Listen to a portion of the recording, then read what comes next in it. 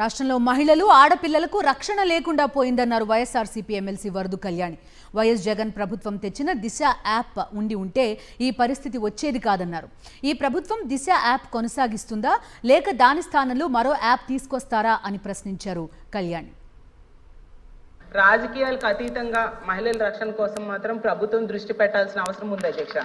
Actual చెప్పాలంటే even నిన్న అసెంబ్లీలో కూడా టీడీపీ ఎమ్మెల్యేలే చెప్తున్నారు అధ్యక్ష, స్కూల్స్ బయట ఉన్న కిరాణా షాప్స్లో ఇలాంటి దగ్గర కూడా మత్తు పదార్థాలు దొరకడం వలన వాటికి బానిస అయ్యి ఇలాంటి అఘాయిత్యాలు చేస్తూ ఉన్నారు అనేది వాళ్ళు కూడా చెప్తున్నారు అధ్యక్ష.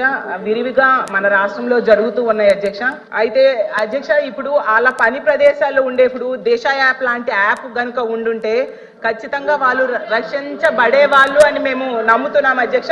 జగన్మోహన్ రెడ్డి గారు అసెంబ్లీలో తీర్మానం చేసి కేంద్రం దగ్గర పెండింగ్ లో ఉంది అధ్యక్ష. ఇక్కడ తీర్మానం చేసి పంపించారు, కఠినమైన చట్టాలని తీసుకొచ్చారు అధ్యక్ష.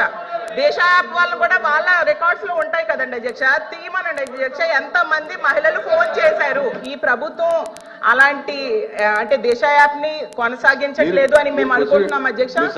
ఒకవేళ ఆ యాప్ ని కొనసాగిస్తారా లేదంటే దానికి సమాంతరంగా ఏదైనా యాప్ ని తీసుకొస్తారా? ఎందుకంటే ఆ యాప్ ఉంటే మాత్రం ఖచ్చితంగా మహిళలకి ఎంతో ఉపయోగపడుతుంది అధ్యక్ష.